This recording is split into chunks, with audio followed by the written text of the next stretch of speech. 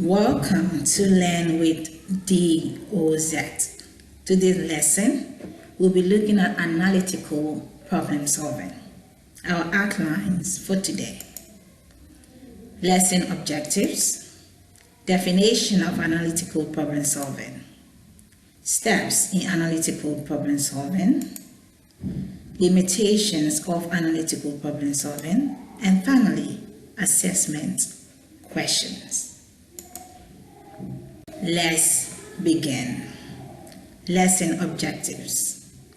Our objectives for today's lesson: understand analytical problem solving, outline the steps in analytical problem solving, explain the limitations of analytical problem solving model.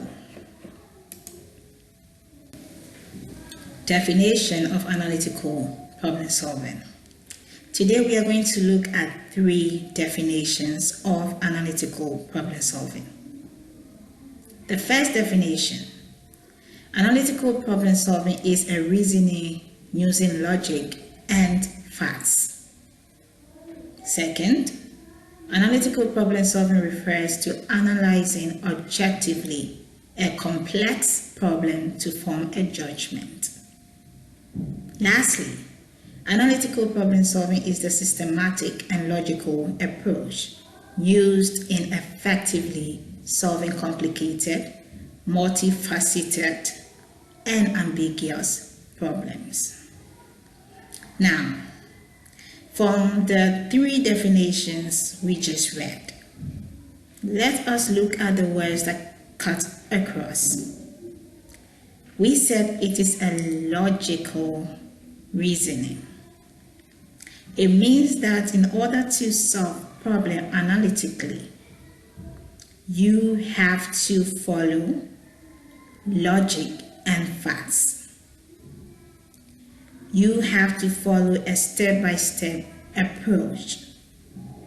And most often, we use analytical problem solving when we are looking at complicated, ambiguous, and multifaceted problems.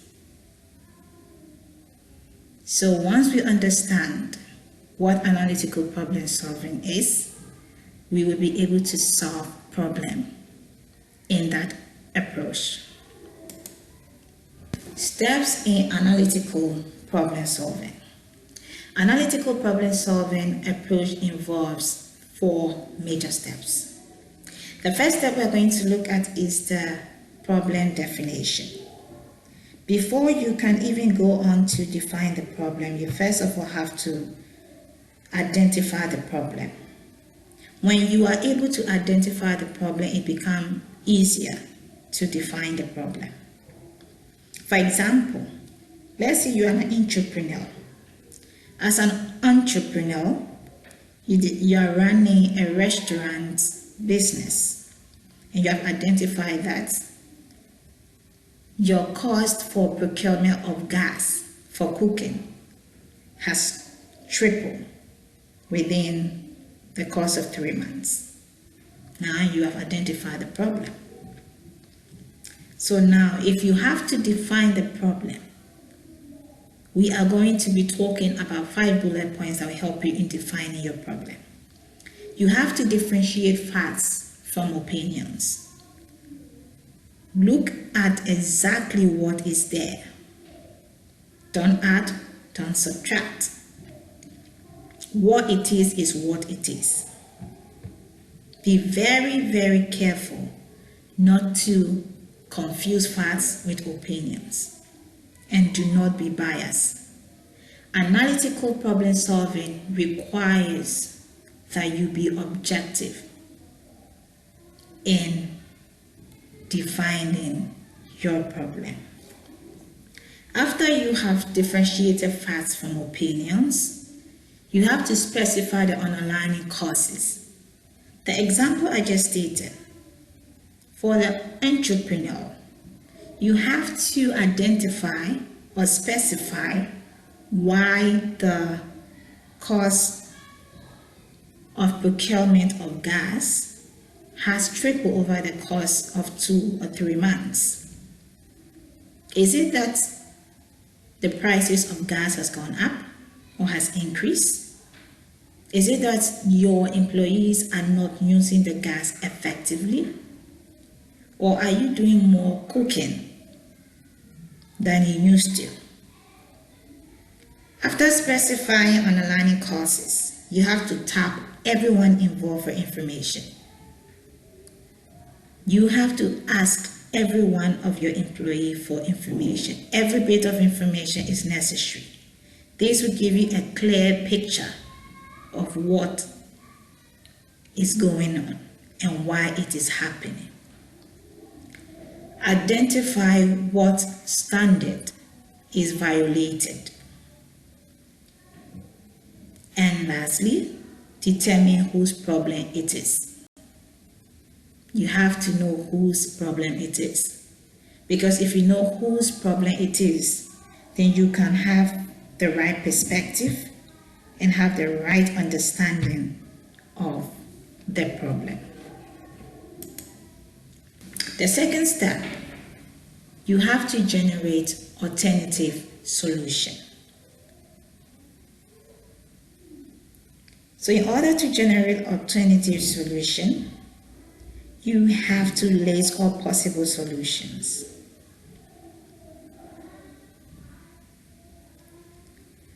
And while listing all possible solutions, ensure you postpone evaluating alternatives.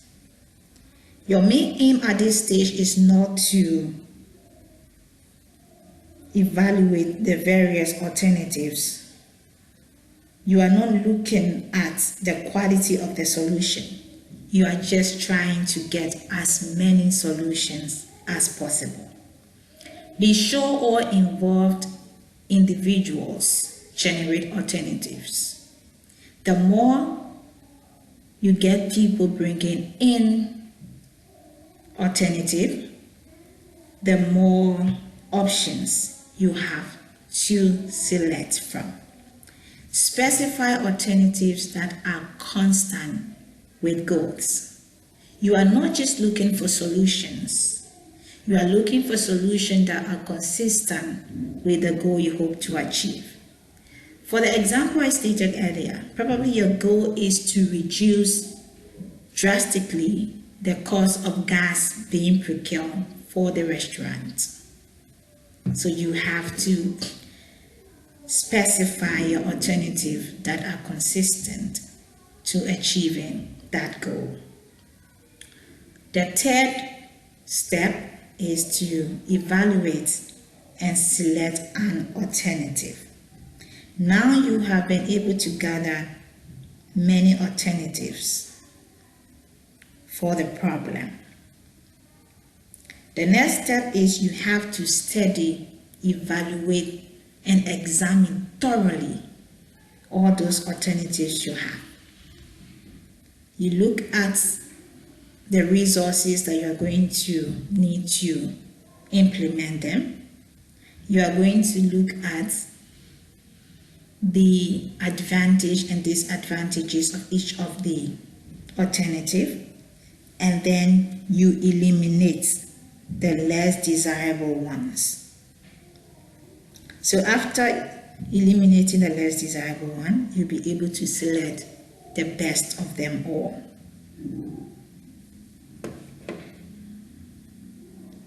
So let's look at the bullet points. Evaluate relative to an optimal standard. As I said, so you have a standard, what you expect. And your evaluation of the alternative should be to the highest standard. Evaluate systematically. The evaluation have to be done on a step-by-step logical approach or order.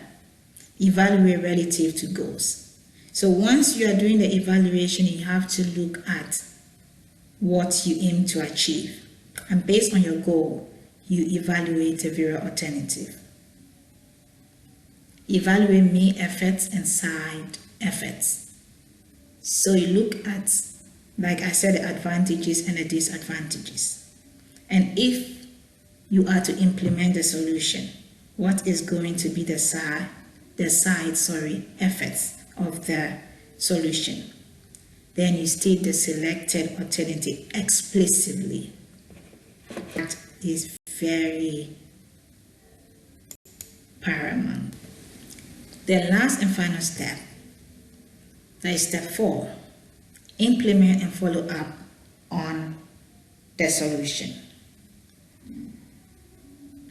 Now, after you have done the problem identification, you have generated possible solutions or alternatives,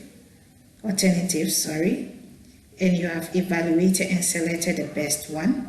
Now you have to implement the solutions or the solution that was selected.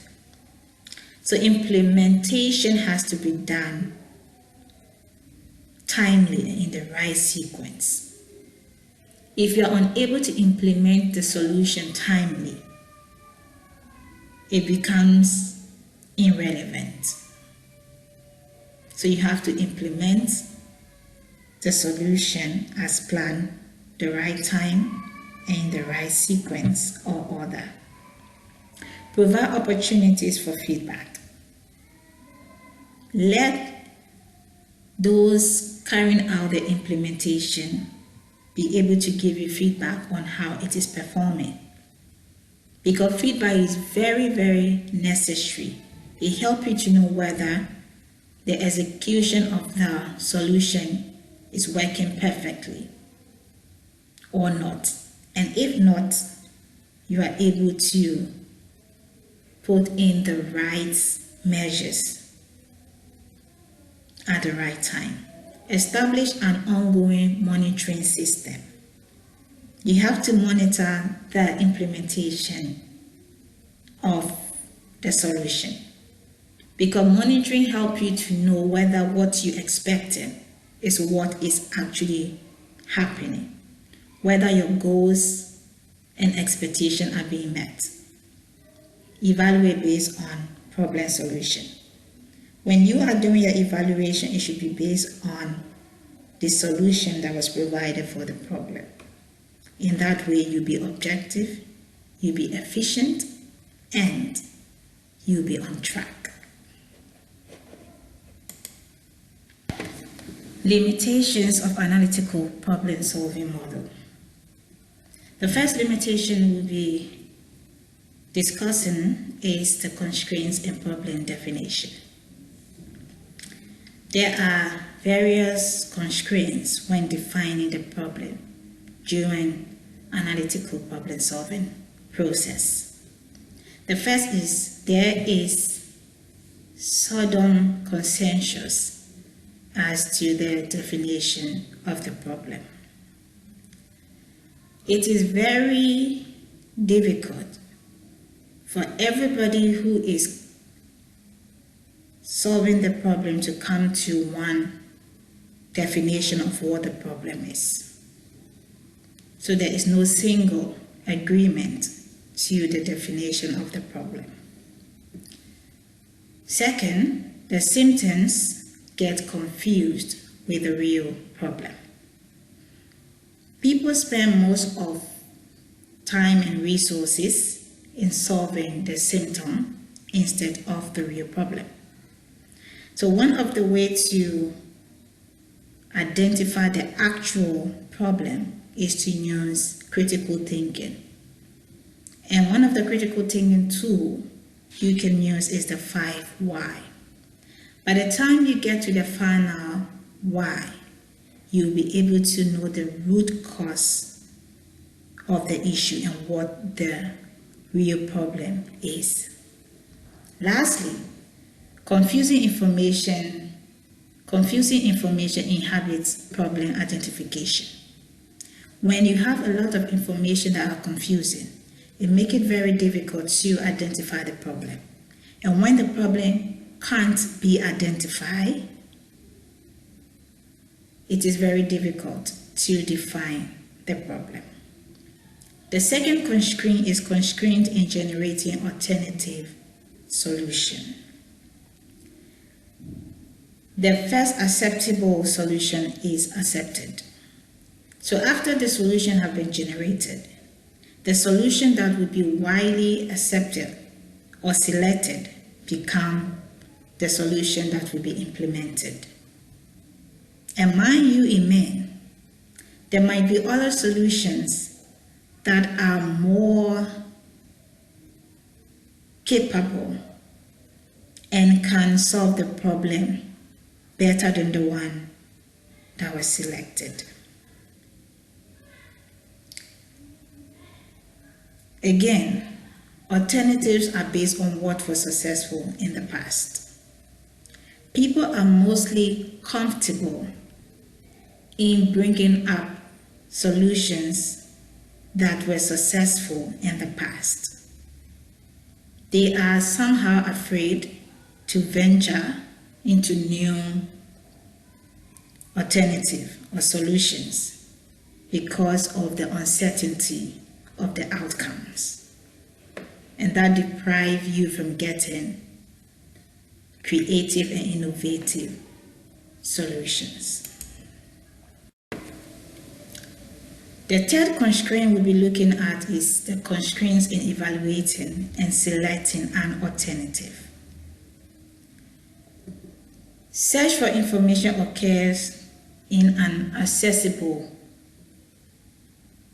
inaccessible places. When evaluating and selecting an alternative, most often information are looked for in easily accessible places. And what happens is when this is experienced or this occurs, it deprives you of getting additional and quality information that will have helped you solve the problem more efficiently. There are limited information usually available about each alternative. When you come to the evaluation and selecting stage of analytical problem solving, sometimes the information available to you is limited. Because of that, you can't really get the best of the various alternatives. Preferences of what is the best alternative are not always known. The fourth constraint is constraints in implementation and follow-up on solution. It may take a long time to implement a solution.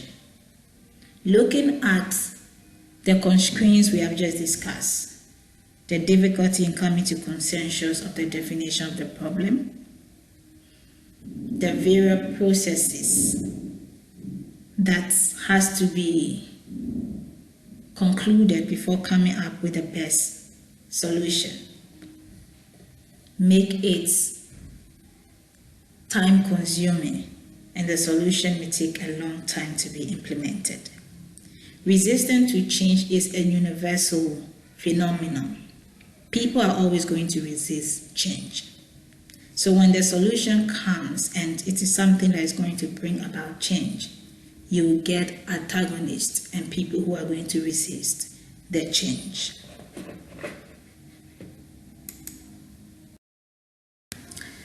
So now let's look at our assessment questions for today. Define analytical problem solving. Examine the analytical problem solving steps. And identify the various limitations in the problem definition step. So we have finally come to the end of today's lesson. I hope it was insightful and you got a lot of understanding of what analytical problem solving is. Thanks for watching.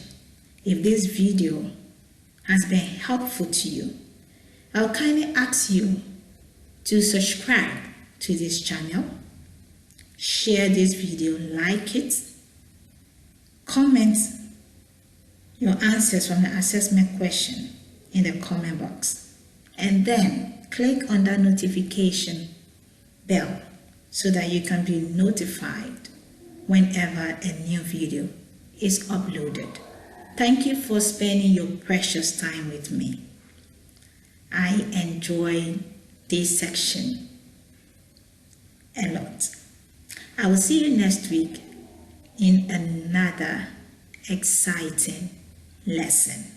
Enjoy the rest of your week.